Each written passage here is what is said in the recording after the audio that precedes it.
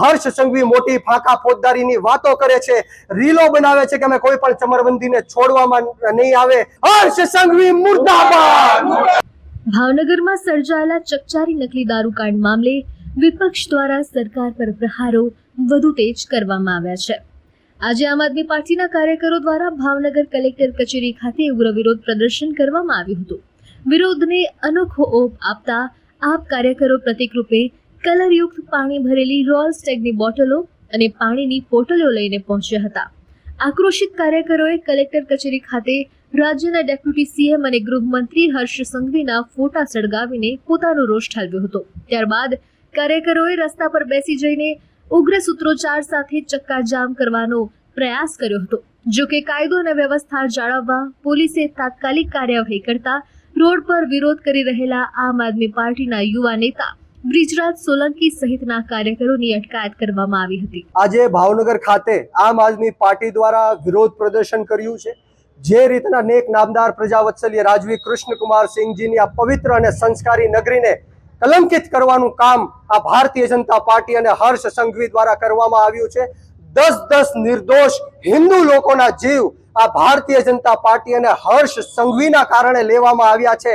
આ લઠ્ઠાકાંડ છે પહેલી વાર નહીં, પરંતુ આના પહેલા બરવાળા ખાતે પણ લઠ્ઠાકાંડ થયો અને 39 જેટલા યુવાનોએ પોતાના જીવ ગુમાવ્યા છે. ત્યારે આજે ભાવનગરની અંદર 10 કરતા પણ વધારે નિર્દોષ હિન્દુ યુવાનો જે ઝેરી અને કેમિકલ વાળો દારૂ પીને પોતાને મૃત્યુને ઘાટ ઉતાર્યા છે, એના વિરોધમાં આજે વિરોધ પ્રદર્શન સમગ્ર ગુજરાતની અંદર આમ આદમી પાર્ટી કરવા જઈ રહી છે. ત્યારે અમારી સ્પષ્ટ માંગ છે કે હર્ષ સંઘવી જે આ ગુજરાતના ગૃહમંત્રી છે એમને તાત્કાલિક ધોરણે રાજીનામું આપી દેવું જોઈએ.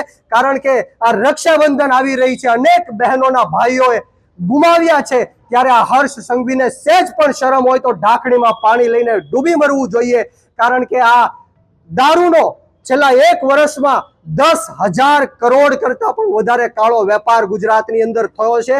અને દેશી દારૂ નહીં, ઇંગ્લિશ દારૂ નહીં, પરંતુ ડ્રગ્સના અડ્ડાઓ પણ ખૂણે ખાચરે ગુજરાતની અંદર ધમધમી રહ્યા છે. ત્યારે હર્ષ સંઘવી મોટી ફાંકા ફોજદારીની વાતો કરે છે, રીલો બનાવે છે કે અમે કોઈ પણ ચમરબંધીને છોડવામાં નહીં આવે.